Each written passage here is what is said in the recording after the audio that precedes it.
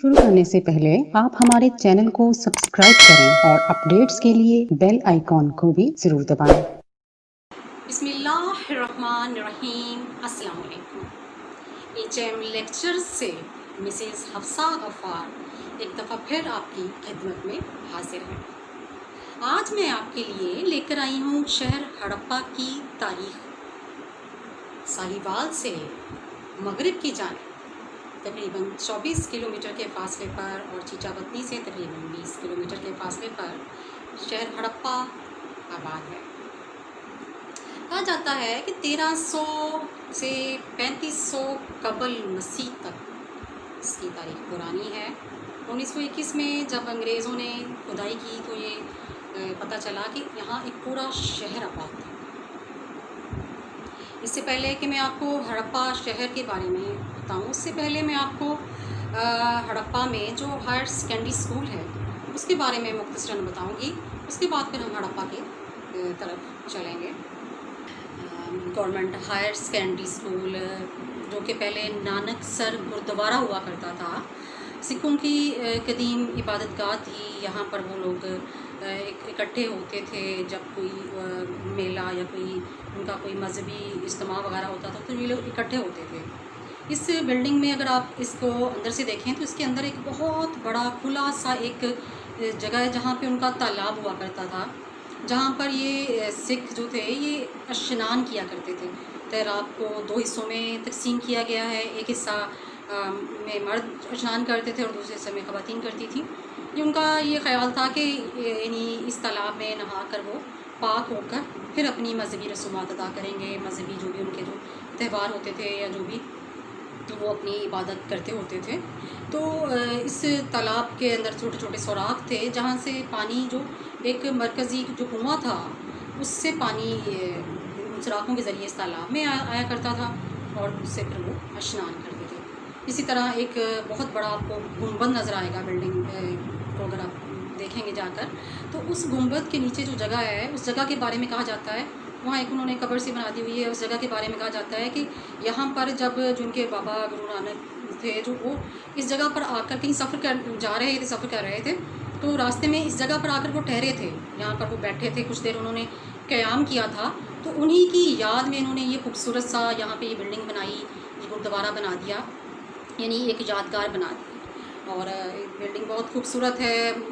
इस आप सीढ़ियों से ऊपर वाली मंजिल में भी जाएं तो आपको बड़े बड़े बरामदे, बड़े बड़े कुशादा आपको कमरे, हॉल नज़र आते हैं। और यकीनन दीवारों पे भी तब उस दौर में उनकी मजहबी जो भी तहरीरें वगैरह थी वो लिखी होती थी, जिनको बाद में वाइट वॉश करके तो फिर उनको मिटा दिया गया। एक स्कूल क्योंकि अब वहाँ बना दिया, स्कूल की शक्ल दे दी गई, तो उसमें थोड़ी बहुत ज़ाहिर बात है जब उसकी रेनोवेशन की गई, लेकिन इमारत वही पुरानी है। इसी तरह बड़े बड़े उसमें आपको कमरों के अंदर बड़े बड़े जिस तरह अलमारियाँ टाइप, गिठियाँ टाइप बनी वो आपको नज़र आएंगी। एक मरकज़ी एक हॉल हुआ करता था जो उनका एक लंगर खाना जो कह लें, या जहाँ पे वो सब लंगर वगैरह खाना वगैरह खाते थे, कम्युनिटी हॉल वगैरह टाइप मरकज़ी एक इबादत गाह थी जिसका दरवाज़ा जो था वो बहुत छोटा रखा गया था। अब उसके पीछे भी जब वजह पूछी गई तो उसके पीछे ये वजह थी कि वो लोग चाहते थे कि जो भी जब इस इबादत गाह में दाखिल हो तो वो उसका सर झुक जाए, यानी झुक के फिर अदब के साथ इस इबादत गाह में दाखिल हो। वहाँ पर वो जो भी उनकी मजहबी किताब थी वहाँ उसको बैठ के पढ़ा करते थे, अपनी इबादत करते थे और इस तरह से वो अपनी सारी मजहबी रसूमात अदा करते थे उस जगह पे। तो बड़ी एक तारीख़ी इमारत है। पाकिस्तान बनने के बाद भी यहाँ पर सिख वगैरह आते रहे, यहाँ पे यानी ये गुरुद्वारा के तौर पे ये काम करता रहा। लेकिन उसके बाद फिर आहिस्ता आहिस्ता जब सिख यहाँ से माइग्रेट कर गए, हिजरत करके चले गए, तो फिर इस इमारत को ये महकमा तालीम के अंडर आ गई। उन्होंने इसको एक स्कूल में कन्वर्ट कर दिया। तो इस तरह से ये इसकी एक तारीख़ है।